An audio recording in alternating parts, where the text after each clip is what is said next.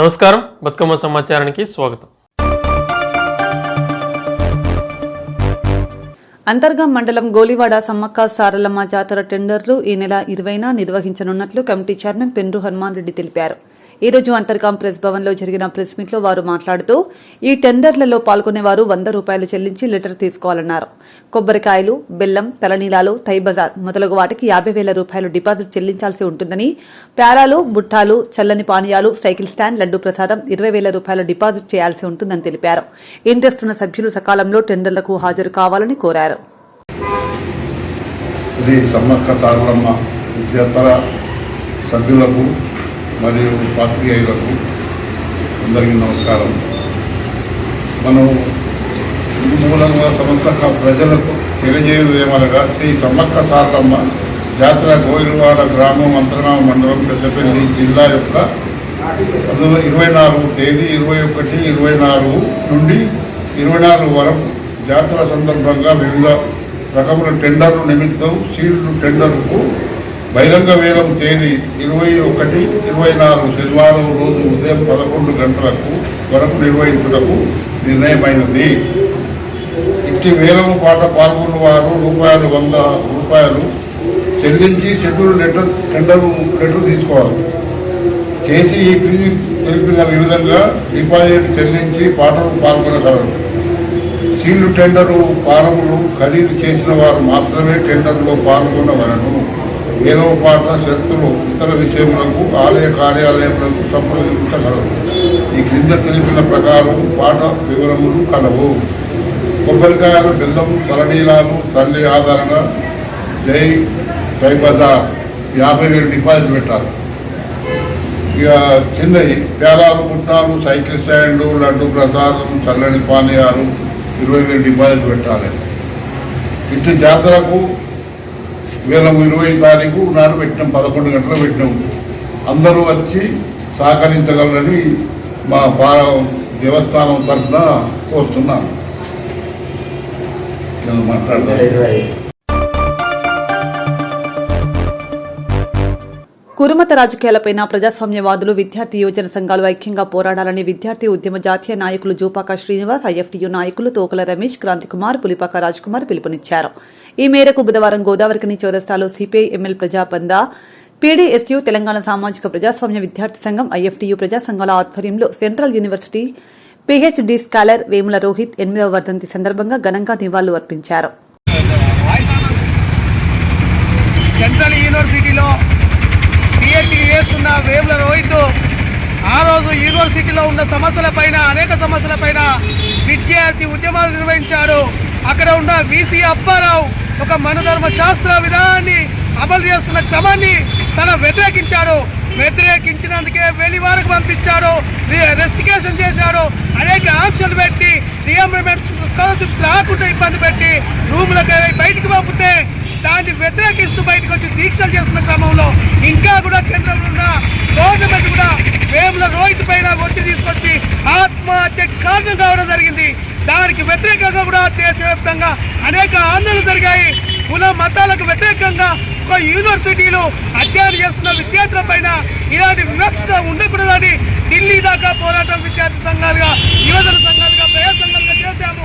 అయినా 8 సంవత్సరాలు గడుపుతున్నా, 8వ వర్ధంతి జరుగుతున్న యూనివర్సిటీలలో అదే జరుగుతుంది.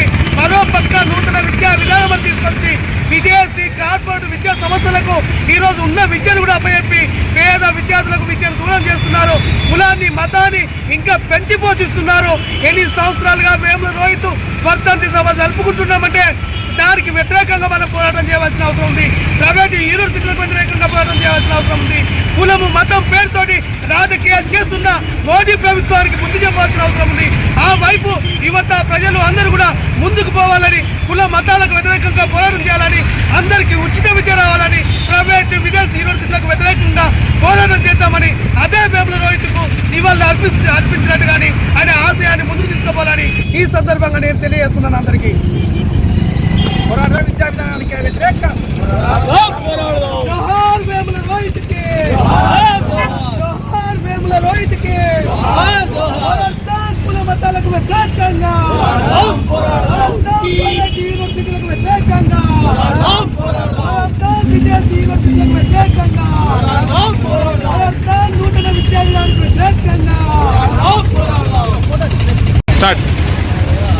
వేముల రోహిత్ అనేటువంటి విద్యార్థి ఈ కుల వ్యవస్థకు వ్యతిరేకంగా పోరాడి అమరుడు కావడం జరిగింది. నేటికి 8వ వర్ధంతి జరుపుకుంటూ ఉన్నాం. ఈనాడు వేముల రోహిత్ను స్మరించుకోవడం అంటే ఈ కుల వ్యవస్థకు వ్యతిరేకంగా మనం పోరాడడం. ఈ కుల వ్యవస్థకు వ్యతిరేకంగా మనమంతా కూడా పోరాడినప్పుడే వేముల రోహిత్కు నిజమైనటువంటి నివాళులు అర్పించిన వాళ్ళం అవుతాం. నేడు భారతదేశంలో అయోధ్య రామాలయం పేరుతోటి మోడీ ప్రభుత్వం మతోన్మాద చర్యలను మరింత వేగవంతం చేసేటువంటి కుట్రలు చేస్తూ ఉన్నది. ఇంటింటికి అక్షింతల పేరుతోటి మోడీ ఈ యొక్క చర్యలకు పాల్పడుతున్నటువంటి నేపథ్యంలో భారతదేశానికి కావాల్సింది బడులు కానీ గుడులు కాదు అనేటువంటి విషయాన్ని ప్రజలంతా కూడా ఆలోచన చేయాలి. నేడు అయోధ్య రామాలయం ప్రారంభోత్సవం పేరుతోటి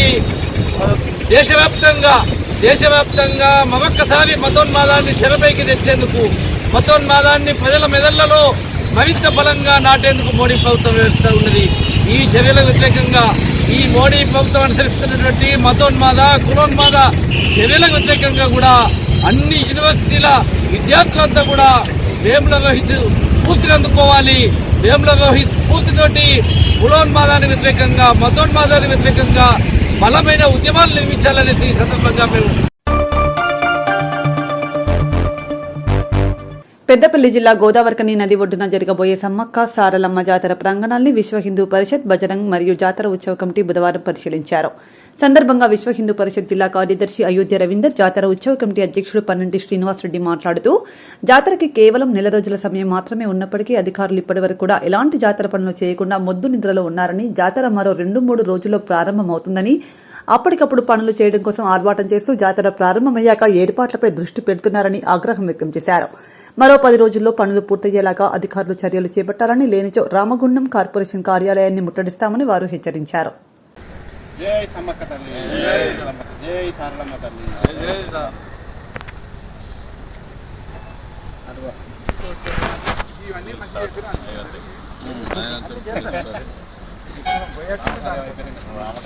సమ్మక్క గారికి సూపర్ అయితే వాటి కూడా గ్రిల్ వస్తాయి. వాటి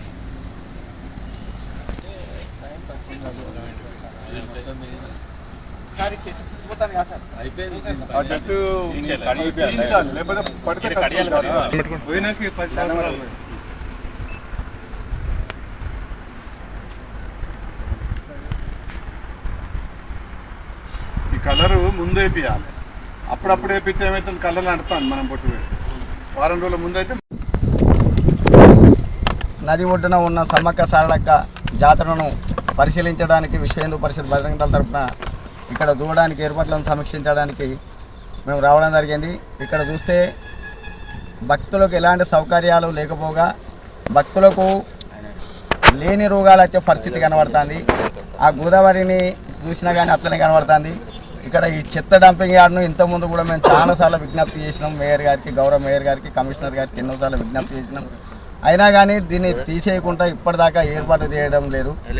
ఒకవేళ ఇక్కడ ఈ సమ్మక్క సారక్క జాతరను సింగరేణి యాజమాన్యం ఇక్కడ కార్మికుల కోసం ఇక్కడ ఏర్పాటు గత 30 సంవత్సరాల నుంచి ఏర్పాట్లు చేయడం జరిగింది. ఆ ఏర్పాట్లలో భాగంగా ఇక్కడున్న కార్మికులందరూ ఇక్కడ అమ్మవారిని దర్శనం చేసుకొని చాలా ప్రశాంతమైన వాతావరణంలో చేసుకోవడం జరుగుతుంది. కానీ ఈ మధ్యకాలంలో ఎప్పుడైతే కానీ ఈ మున్సిపల్ కార్పొరేషన్ చేతులకు, గవర్నమెంట్ చేతులకి జాతర పోయిందో అప్పటి నుంచి ఈ దేవుని మీద వచ్చే ఆదాయం మీద, ధర్మం మీద వచ్చే ఆదాయం మీదనే ప్రభుత్వాలన్నీ చూస్తున్నాయి తప్ప భక్తులకు ఎలాంటి సౌకర్యాలు కల్పించకపోవడం లేదని విశ్వ హిందూ పరిషత్ ఆరోపిస్తుంది. అలాగే రానున్న కాలంలో ఇంకొక 15 రోజుల తర్వాత ఇదంతా సాఫ్ చేసి భక్తులకు సౌకర్యవంతంగా గిట్లా ఇక్కడ ఏర్పాట్లకి ఇట్లా కల్పించకపోతే హిందూవాదులందరినీ అలాగే సమ్మక్క సారక్క భక్తులందరినీ తీసుకొచ్చి మున్సిపల్ ఆఫీస్ ముందర పెద్ద ఎత్తున ధర్నా చేసి మేము నిరసన వ్యక్తం చేస్తామని తెలియజేస్తున్నాం. జై శ్రీరామ్. ఫిబ్రవరి 21 నుంచి 24 వరకు జరుగు శ్రీ సమ్మక్క సారలమ్మ జాతరకు ఏర్పాట్ల కొరకై కలెక్టర్ గారు 9/1/2024 రోజున కోఆర్డినేషన్ మీటింగ్ పెట్టడం జరిగింది. వారికి ఇక్కడ ఏమేమి సౌకర్యాలు కావాలనో అన్ని సౌకర్యాల కోసం మేము అప్పీల్ చేయడం జరిగింది. వాటిని ఎవరెవరు ఏం పని చేయాలని కూడా నిన్నటి వరకే అందరికీ మినిట్స్తో పాటు పనులు అన్ని ఆదేశాలు జారీ చేయడం జరిగింది. ఇక్కడ లోకల్గా కూడా మళ్ళీ ఎమ్మెల్యే గారు కోఆర్డినేషన్ మీటింగ్ పెట్టి అన్ని పనులు చేస్తామని చెప్పిండ్రు. కమిషనర్ గారు కూడా హామీ ఇచ్చిండ్రు. ఈ 2-3 రోజుల్లో బహుశా మళ్ళీ కోఆర్డినేషన్ మీటింగ్ ఉంటుంది. ఇక్కడ మినిట్స్లో ఉన్న ప్రతి పనిని ఎవరికి సంబంధించిన వారు దయచేసి ముందుగా చేసినట్టయితే ఎలాంటి ఇబ్బంది జరగదని కోరుకుంటున్నాం. భక్తులకు ఎలాంటి అసౌకర్యం కలగకుండా జాతర కమిటీ తరఫున తప్పకుండా అన్ని పనులు అయ్యే విధంగా మేము చేస్తానికి సిద్ధంగా ఉన్నాం. అందరినీ అన్ని సంస్థలను ఎన్టీపీసీ యాజమాన్యం, సింగరేణి యాజమాన్యం, నగరపాలక సంస్థ, ఆర్ఎఫ్సిఎల్ 4 సంస్థలు కూడా ముందుకు రావడం జరిగింది. వారికి ఇచ్చిన మినిట్స్ కనీసం 10 రోజుల ముందు పనులు చేసి మాకు అప్పచెప్పాలని వారిని మరీ కోరుకుంటున్నాం. గోదావరిఖని పారిశ్రామిక ప్రాంతంలో జరుగుతున్న సమ్మక్క సారలమ్మ జాతర కొరకు నిర్వాహకులను కలుపుకొని సేవ చేయడానికి వచ్చిన విశ్వ హిందూ పరిషత్ కార్యకర్తలు కోరుతున్నారు. గోదావరి నదిలో ఎంత అస్తవ్యస్తంగా ఉందో ఇప్పుడు కనపడుతుంది. విలేకరులందరూ కూడా చూపించాము. దయచేసి కలెక్టర్ గారు కానీ, డిప్యూటీ కలెక్టర్ కానీ, సింగరేణి యాజమాన్యమా లేకపోతే మున్సిపాలిటీ, ఆర్ఎఫ్సిఏలా, ఎన్టీపీసీయా, వీళ్ళందరి యాజమాన్యం మేము చేస్తున్నామని చెప్తున్నారు. దయచేసి వారందరికీ ఒక మనవి, మెట్రో 2 రకాలుగా ఇక్కడ ఉన్నవండి. గోదావరి నదిలోకి వచ్చినాక దీన్ని ఒక ప్లాట్ఫామ్గా ఏర్పాటు చేయడం. గోదావరి నది ఒడ్డు పంట ఇప్పుడే ఫ్లడ్స్ లేవు, నీళ్లు లేవు, దాన్ని అంతా శుభ్రం చేసి వచ్చిన భక్తులందరికీ సౌకర్యంగా ఏర్పడి ఇక్కడ నుంచి గోదావరి బ్రిడ్జి వరకు చక్కగా లెఫ్ట్ సైడ్ 2 వైపులా, కుడి ఎడమ వైపులా కూడా ఖాళీగా ఉంది, ఇక్కడ ఏర్పాటు చేయడం. అట్లాగే ఇప్పుడే కొన్ని పోల్స్ ఫిట్ చేయడము. ఒకవేళ ఫ్లడ్స్ వస్తే ఎన్ని ఫీట్ల హైట్ ఉంది, ఎంతెంత ఎత్తుంది అని తెలవడానికి ఈజీగా సౌకర్యంగా ఉంటుంది. కాబట్టి పోల్స్ కూడా ఇప్పుడే ఫిట్ చేయండి. దీన్ని మొత్తం కూడా కాంక్రీట్ వేసి భక్తులకు చక్కటి సౌకర్యం చేసి విద్యుత్ దీపాలు చక్కగా ఏర్పాటు చేయాలి. రేపు జాతరానంగా కూడా విద్యుత్ దీపాలు అమరుస్తూనే ఉంటారు. రేపు 2 రోజులకు జాతరానంగా గత సంవత్సరం ఇక్కడ మహిళల కోసం పెట్టిన స్నానాలు, బట్టలు మార్చుకోవడానికి రేపు జాతరలో భక్తులందరూ వచ్చిన తర్వాత సిమెంట్ ఫ్లోర్ చేస్తున్నారు. దయచేసి అలా కాకుండా ఒక మాసం ముందు మేమందరం ఇక్కడ సర్వీస్ చేసే భక్తులను హెచ్చరిస్తున్నాం. ఇక్కడ మొత్తం గోదావరి ఒడ్డు పొద్దున పూర్తిగా కంప్లీట్ చేసి విద్యుత్ దీపాలు ఏర్పాటు చేయాలి. అట్లాగే సింగరేణి ఇంటేక్ వెల్ దగ్గర కూడా అస్తవ్యస్తంగా ఉంది, అక్కడ కూడా పూర్తిగా విద్యుత్ దీపాలు ఏర్పాటు చేయాలని కోరుతున్నాం. 2 సంవత్సరాలకు ఒకసారి మన పారిశ్రామిక ప్రాంతంలో యావత్ భారతదేశంలో చక్కనైన జాతర, అమ్మవారి జాతర దేశం మొత్తంలో జరుగుతుంది. మేడారం సమ్మక్క తర్వాత గోదావరిఖనిలోనే అంత వైభవంగా జరుగుతుంది. సింగరేణి యాజమాన్యంతో ప్రారంభమైన జాతరలో నేటి వరకు చక్కగా కార్యక్రమాలు నడుస్తూ వస్తున్నాయి. కానీ 2 రోజుల జాతర, 4 రోజుల జాతరలో వచ్చే పబ్లిక్ ఎంత సంతోషంగా అయితే భక్తులు వస్తున్నారో వారు అసౌకర్యాల పాలవుతున్నారు. ఎందుకంటే ఇక్కడ సమ్మక్క తర్వాత గోదావరిఖనిలోనే ప్రశాంతంగా గోదావరి నదిలో స్నానం చేసి అమ్మవారిని మంచిగా దర్శించుకోవచ్చు అని వచ్చే భక్తుల కోసము సౌకర్యాలు అన్నీ చేస్తామని చెప్పి హడావుడిగా జాతర రోజు కూడా పనిచేసుకుంటూ నడుస్తుంది. ఇంతకుముందు కలెక్టర్ గారు వచ్చారు, డిప్యూటీ కలెక్టర్ గారు వచ్చారు, ఎంఆర్ఓ గారు వచ్చారు, సింగరేణి వాళ్ళు వచ్చిండ్రు, మున్సిపాలిటీ వాళ్ళు వచ్చారు. అందరు కూడా ప్రామిస్ చేశారు, అన్ని రకాల వ్యవస్థలు ఏర్పాటు చేస్తున్నామన్నారు. గతంలో గోదావరి నదిలో స్నానం చేద్దామంటే ఇబ్బంది, జాతర దగ్గరకు వచ్చిన తర్వాత సౌకర్యంగా ఉంటాయంటే అన్ని రకాలుగానే ఇబ్బందులు ఏర్పడ్డాయి. అంటే యాత్రికులందరూ కూడా సేవ చేసే కార్యకర్తలకే విషయాన్ని చెప్తారు. కాబట్టి మేము ప్రభుత్వాన్ని మరియు జాతర కమిటీ వారిని కోరుకుంటుంది ఒకటే, గోదావరి నదిలో ఇప్పుడు ప్రస్తుత పరిస్థితుల్లో స్నానం చేస్తే లేని అంటువ్యాధులు వ్యాపించే స్థితి మాత్రం అక్కడ ఉంది. ఎందుకంటే వచ్చిన ప్రతి భక్తుడు గోదావరి నదిలో స్నానం చేసడానికే వెళ్తాడు. దయచేసి అక్కడ శుభ్రం చేయించడం. దీని సరౌండ్ సమ్మక్క చుట్టుపక్కల కూడా మొత్తం గోదావరిఖనిలో చెత్త అంతా తీసుకొచ్చి ఇక్కడ పెట్టారండి. కాలుస్తే వారం రోజుల పాటు వాసన వస్తుంది. అది ముందుగానే దాన్ని మొత్తం మున్సిపాలిటీ వాళ్ళకి పూర్తి చేయాలని మనవి చేస్తున్నాం. దీని చుట్టుపక్కల ఉన్న మొత్తం పూర్తి తీసేసి విద్యుత్ దీపాలు ఆ రోజు వరకు కూడా అమరుస్తూనే ఉన్నారు. ముందుగానే అక్కడి రోడ్డు నుంచి, ఈ మెయిన్ రోడ్డు నుంచి గోదావరి రోడ్డున ఇక్కడ పూర్తిగా విద్యుత్ దీపాలు ముందుగానే సౌకర్యం ఏర్పాటు చేయాలని కోరుతున్నాం. అట్లాగే గోదావరి నదిలో వచ్చిన ప్రతి భక్తుడు లోపలికి వెళ్తాడు కాబట్టి నీరు తగ్గుద్దా ఉంటుందా తెలియదు, కానీ దాంట్లో మాత్రం రక్షణ కూడా ఏర్పాటు చేసి ఆ మెట్ల మీద ఉన్న జిగురు మొత్తం తీసేసి అదంతా శుభ్రం చేయాలని విశ్వ హిందూ పరిషత్ మరియు ఉత్సవ కమిటీ వారిని కోరుకుంటున్నాం.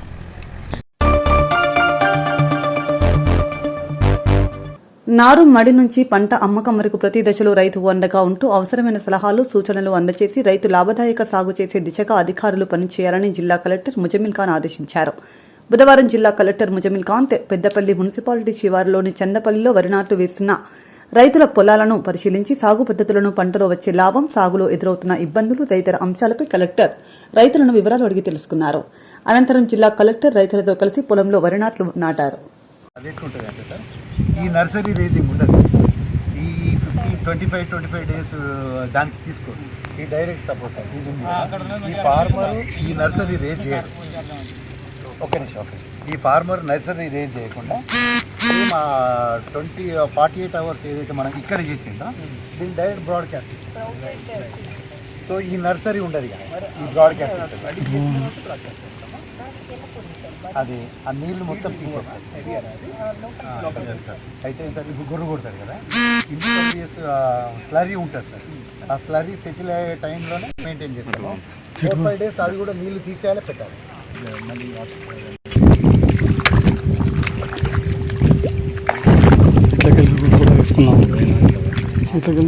ఫోటో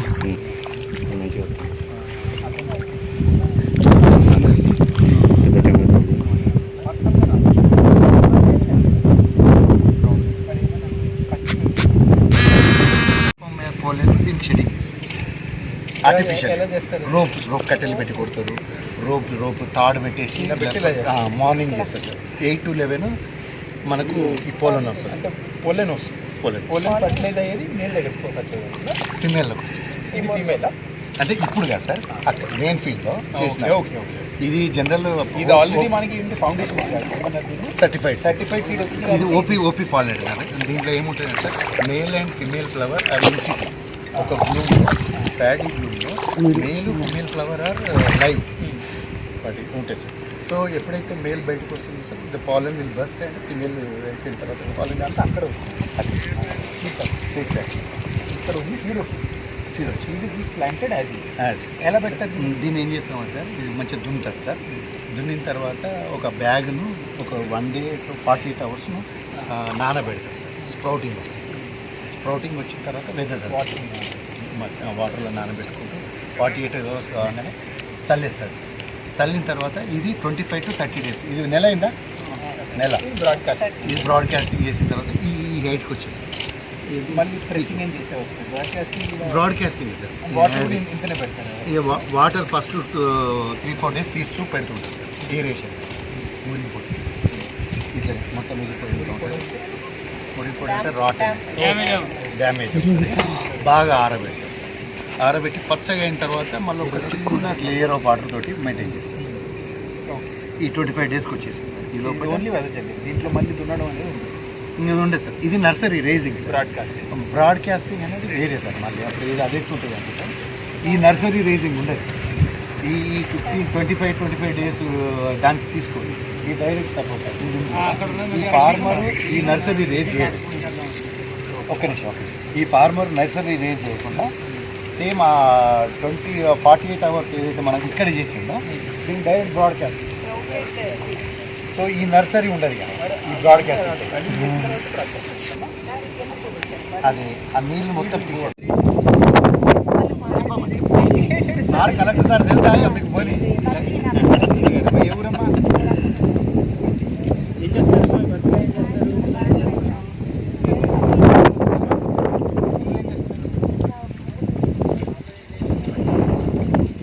ఇది ఏమన్నా ప్యాటర్న్ ఉంటుందమ్మా? డైమండ్ ఏమైనా ఈ లేసెస్ దిగుతుంది సార్. అండ్ బెంగాలీ, ఛత్తీస్గఢ్ అంతా లైన్స్ సార్.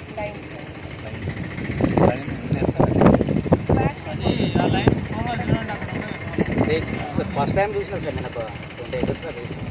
చూద్దాం రిజల్ట్ అని రన్నింగ్ పెట్టేది. 2 ఎకరాలే మనకి.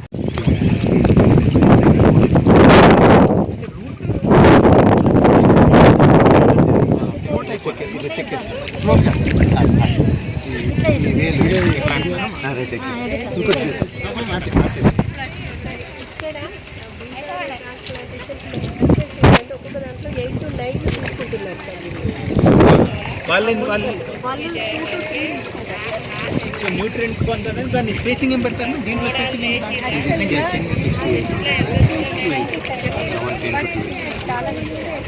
రీజన్ ఏంటి? ఎకరానికి అంత పెడితే మనం నర్సరీ సరిపోతుంది.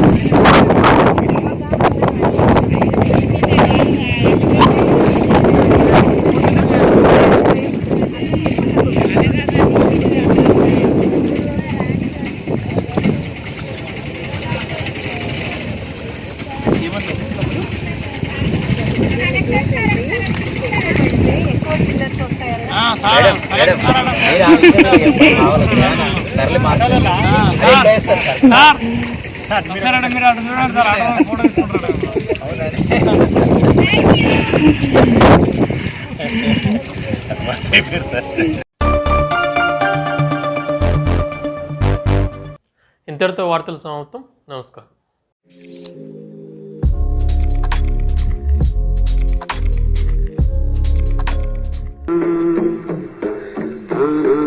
na na